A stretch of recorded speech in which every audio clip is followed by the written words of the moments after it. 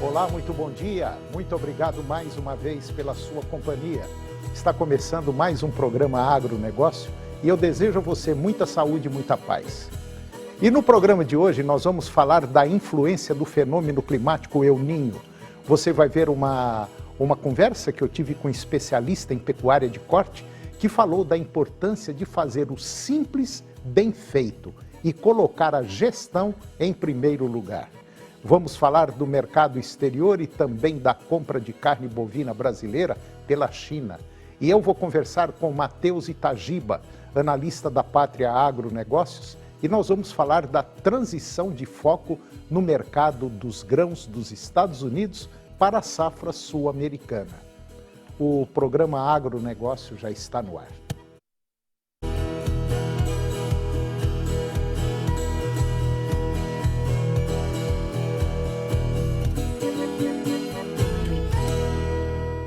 Eu começo o programa de hoje falando da influência do fenômeno climático El Niño. De acordo com a Administração Oceânica e Atmosférica, o NOAA, o fenômeno climático conhecido El Niño, ele está ganhando cada dia mais força e a previsão é de que atinja sua maior intensidade entre outubro e novembro. Existe ainda a probabilidade de mais de 95% de persistir até o final do ano e acima de 90% para o trimestre de janeiro a março do próximo ano. Com a sua intensidade, surgem desafios significativos para o setor agrícola brasileiro. As irregularidades nas chuvas podem afetar o planejamento das safras e a antecipação do fim das chuvas de verão, que pode prejudicar a produção de safrinhas. Regiões agrícolas importantes como Mato Piba, Maranhão, Tocantins, Piauí e Bahia podem enfrentar chuvas abaixo da média, enquanto a região sul do Brasil, principalmente na primavera, corre o risco de fortes tempestades com ventos e granizo. Além disso, as condições climáticas favoráveis ao surgimento de pragas e doenças podem afetar negativamente as plantações. Uma outra preocupação que deve ser levada em consideração é o impacto que isso terá na inflação dos alimentos, principalmente nos hortifrutis, cuja produção está concentrada nas regiões sul e sudeste do país. Frente a essa situação desafiadora, a colaboração e cooperação entre produtores rurais, especialistas e autoridades se revelam fundamentais para encarar os obstáculos ocasionados pelo fenômeno El Niño, elaborando estratégias eficazes e sustentáveis com o intuito de proteger o setor e assegurar a continuidade da produção no Brasil. E agora você vai conferir uma conversa que eu tive com um especialista em pecuária de corte, que falou da importância de fazer o simples bem feito e colocando a gestão em primeiro lugar. Confira.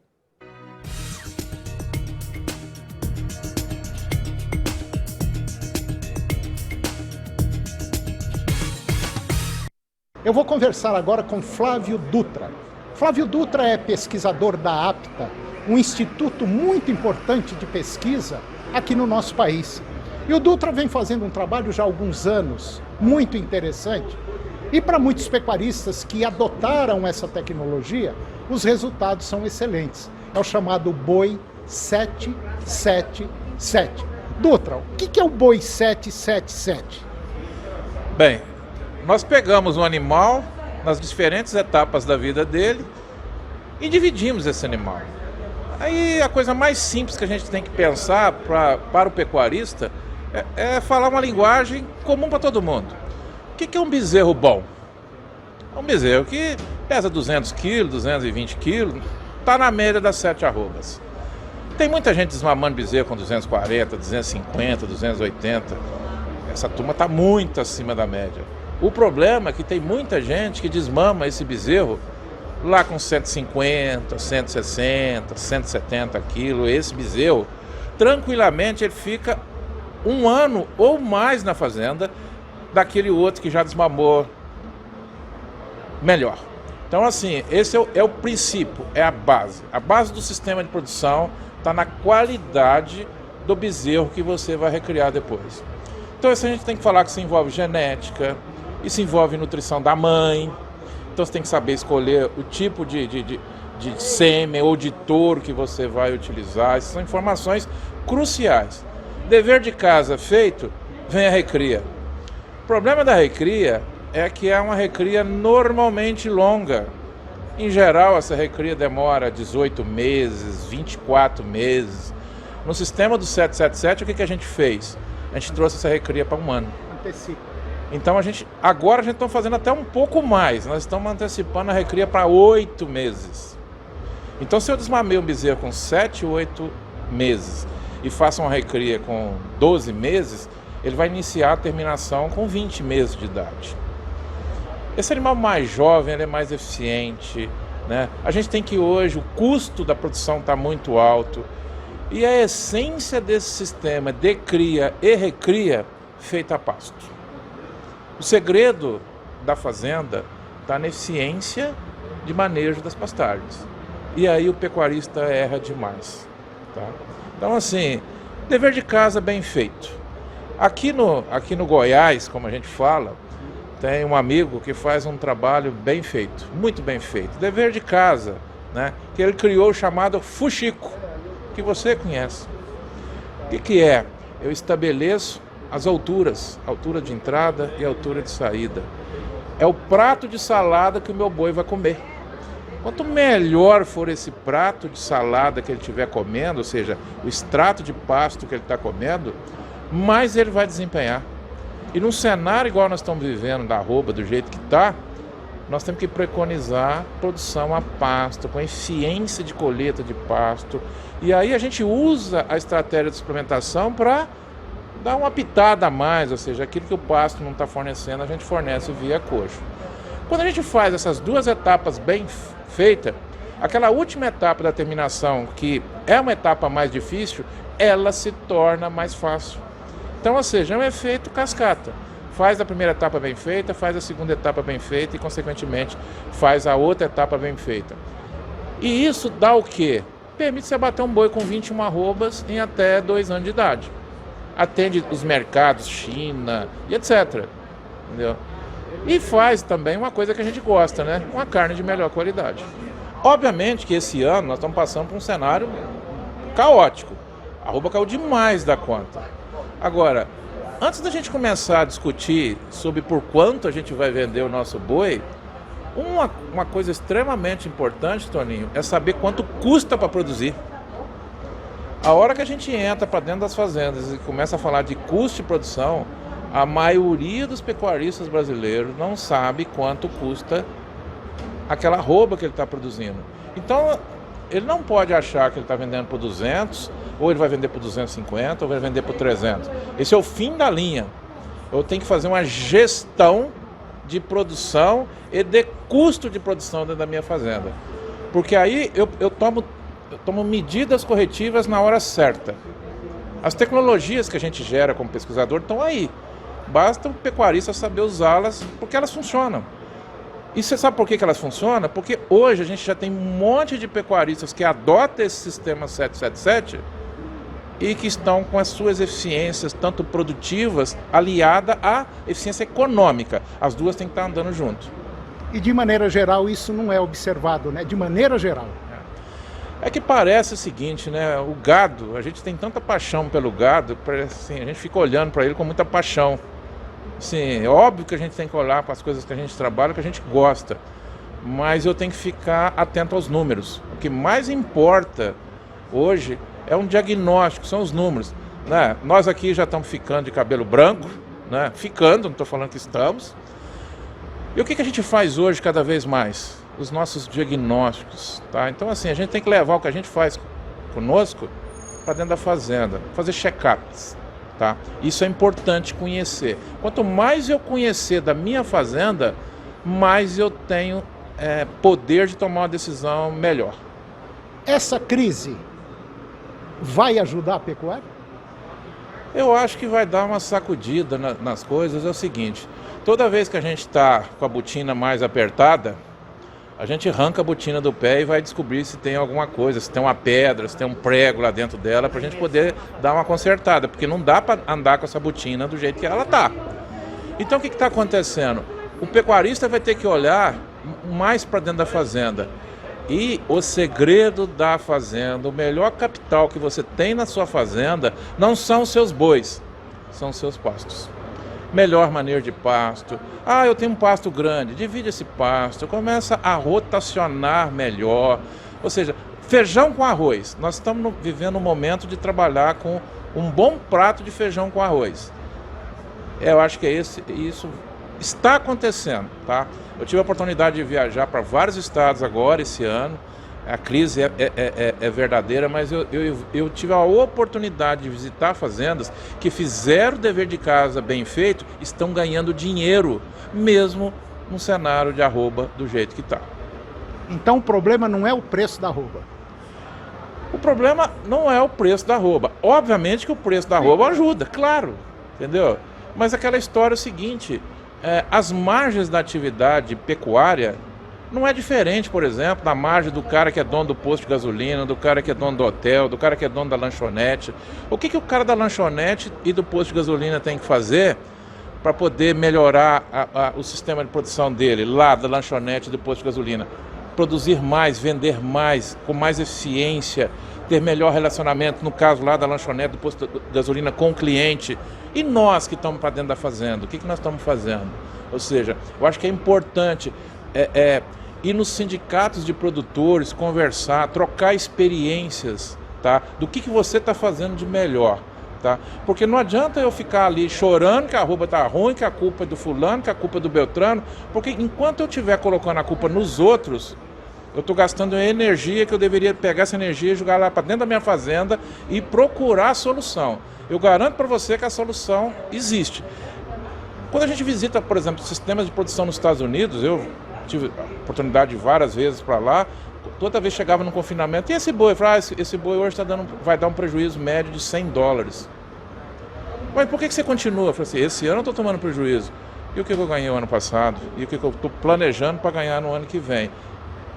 É uma média de vários anos. A gente tem que saber fazer isso e fazer gestão. A palavra mágica está, né? Essa é a palavra mágica, gestão.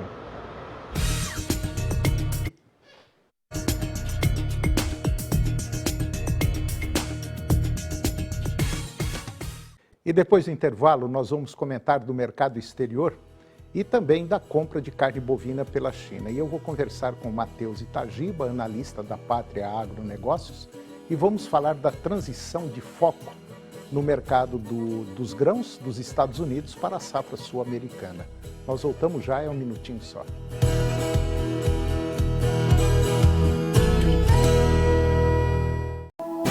Canal TV Agro. Apoio Planalto Máquinas Agrícolas, Revendedor Valtra, Goiânia, Jussara, Itumbiara e Porangatu.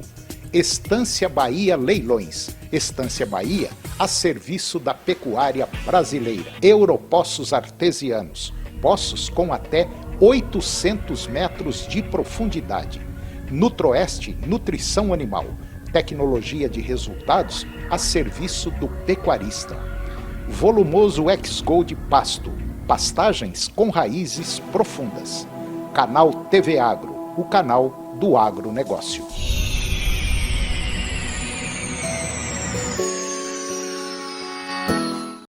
A gente sabe como é difícil proteger. Proteger quem você ama.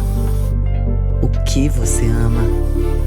Tirar de perto da sua casa, da sua família, aquilo que você não quer perto, nem de longe. Nessas horas é bom ter com quem contar. E é por isso que a gente está aqui há 20 anos. Caldrim 20 anos. Com você para proteger.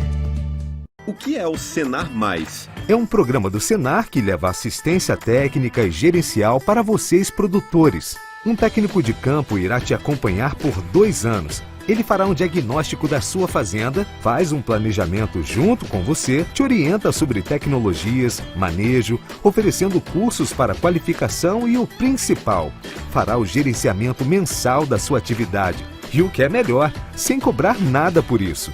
Senar Goiás. A sua voz foi ouvida.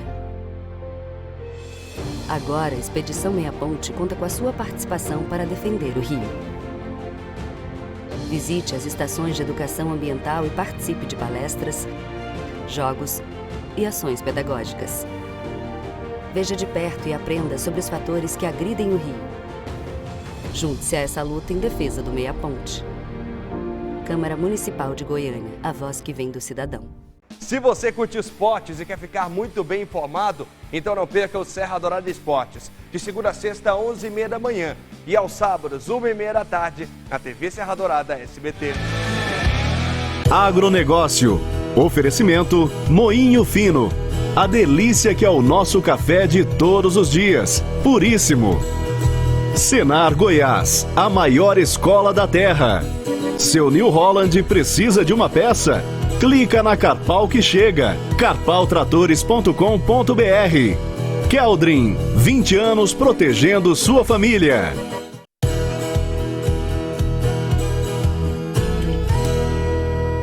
Nós estamos de volta e agora vamos falar do mercado exterior. O Departamento Econômico da FAESP divulgou a segunda edição do relatório Acompanhamento do Comércio Exterior, trazendo dados de agosto deste ano referentes ao Brasil e ao estado de São Paulo, com base nas informações do Comextat.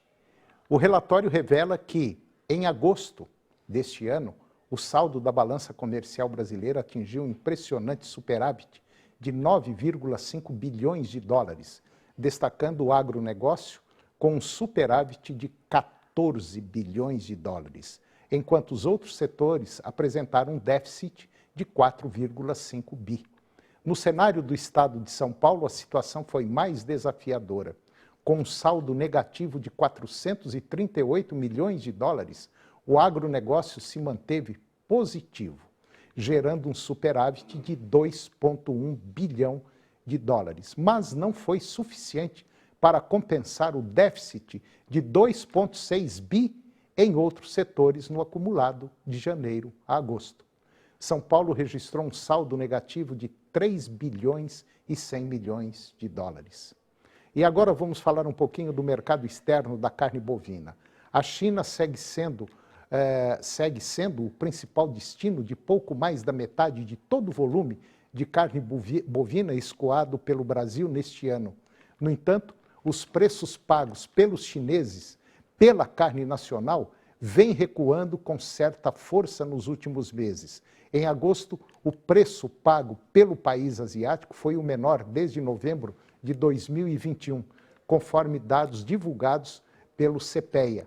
Contexto reforçou o movimento de queda nos valores internos da arroba bovina, que por sua vez já vinham sendo influenciados pela maior oferta de animais para abate, considerando-se as médias mensais. A queda do indicador do boi gordo CPEA na B3 é de 27,5% no acumulado parcial deste ano, de dezembro do ano passado a parcial de setembro deste ano. Isso em termos reais. Os valores médios foram deflacionados pelo IGP-DI.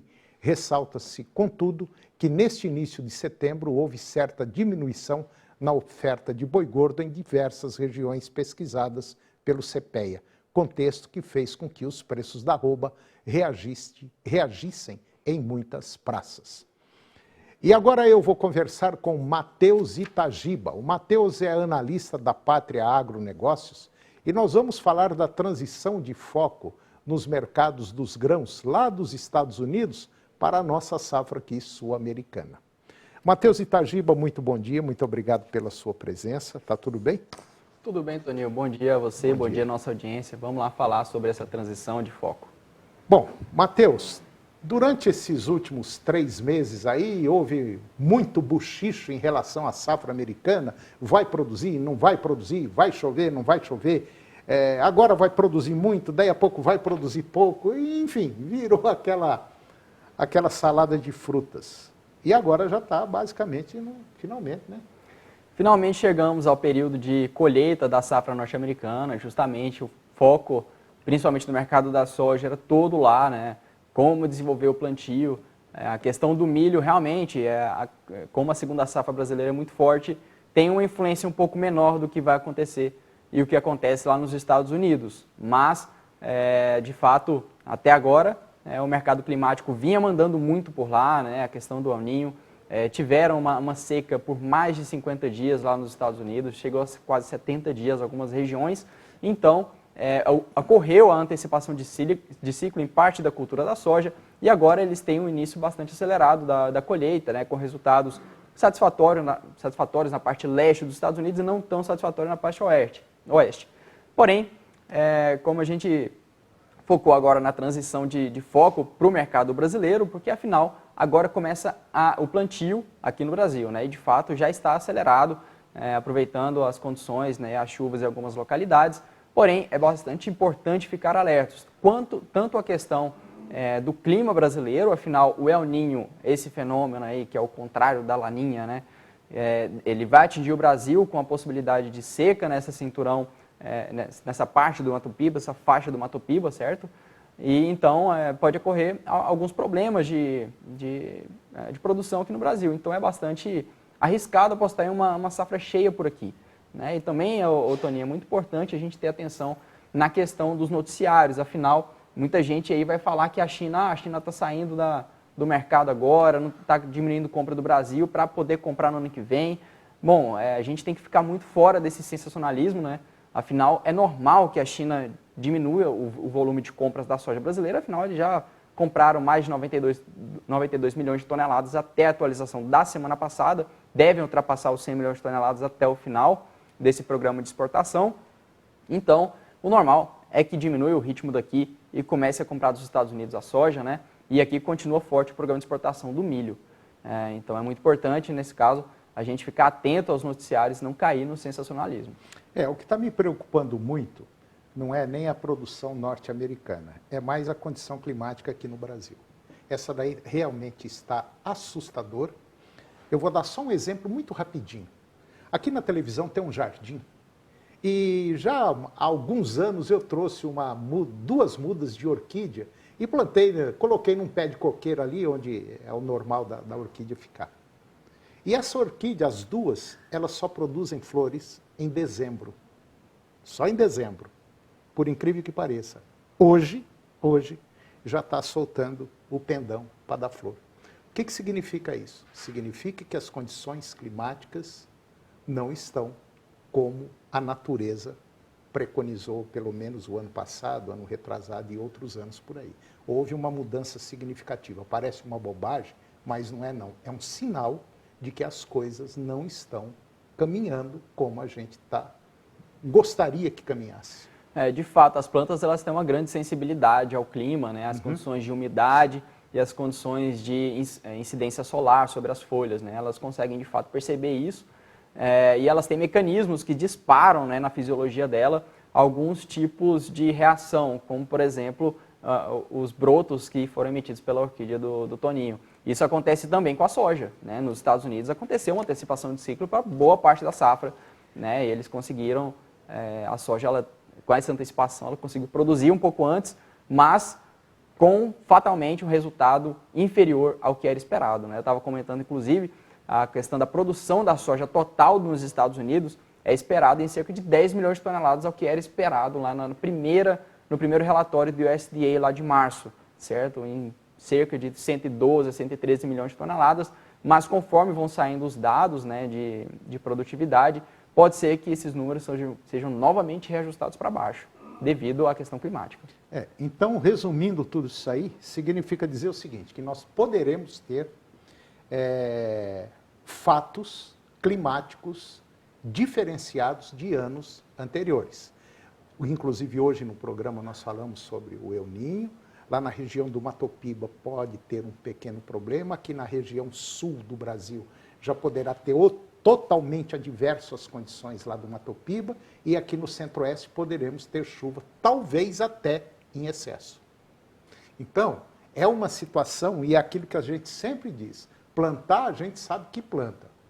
Agora, colher, infelizmente, vai ser um problema sério, né? Exatamente. Então, fica muito importante a questão de prestar atenção nos preços, né? Os preços de soja e milho ainda devem sofrer um pouco devido a essa percepção de inchaço que pode acontecer na parte da oferta com a safra norte-americana sendo colhida, mas depois vem um possível suporte com a percepção novamente do mercado migrando para cá gradativamente, olhando a condição climática, os mapas se materializando semana após semana, as condições se materializando, né, as pessoas realmente vendo na prática que as chuvas podem ser um pouco mais esparsas do que o normal. Então, os preços eles podem variar bastante, as pessoas podem ser vítimas aí de algumas notícias que não sejam tão precisas. A questão do clima brasileiro vai estar muito em pauta nos próximos 3 meses aí. Então vamos deixar de lado o achismo. Eu acho que, Deus é brasileiro, papá, cuidado com isso. Vamos olhar os mapas, vamos olhar os informativos e pegar o pessoal da Pátria que tem acesso a essas informações climáticas, basicamente 24 horas por dia. Entre em contato com o pessoal da Pátria Agronegócios, tem aí o site da Pátria, porque você poderá ter aí uma situação não muito legal e te pegar aí meio desprevenido. E uma outra coisa que nós falamos o ano passado, retrasado, procure algumas ferramentas para travar o seu produto, para não ter uma surpresa como muita gente teve agora nessa safra, né? Exatamente, é uma grande oportunidade de fazer algumas travas, já pensando em alguns volumes, né, na safrinha do ano que vem. As travas elas sempre são muito interessantes de fazer de forma parcelada ao longo do ano, tanto para a soja quanto para o milho. É uma ferramenta fantástica, né? Afinal, é a mesma coisa que um seguro de caminhonete, a gente paga para não ter que utilizar, porém, quando vem um cenário adverso, essas ferramentas são muito rentáveis e fazem o produtor dormir de cabeça tranquila. Então, para você tirar dúvida, entre em contato com o pessoal da Pátria Agronegócio, através do site, tem também o telefone da Pátria. O telefone qual que é? 62? 62, pode falar comigo diretamente, 98288-0677.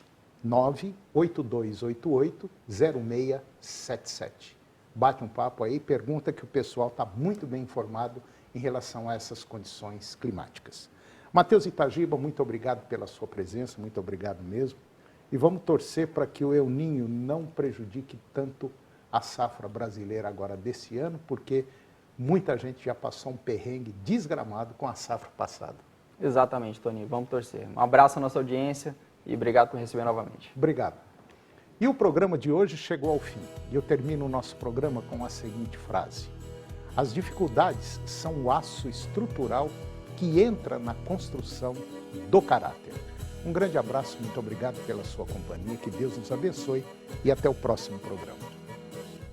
TV Serra Dourada SBT Goiânia. As notícias do esporte goiano e nacional do jeito que você gosta. Serra Dourada Esportes. Daqui a pouco, às 11h30. A seguir, Primeiro Impacto Continuação.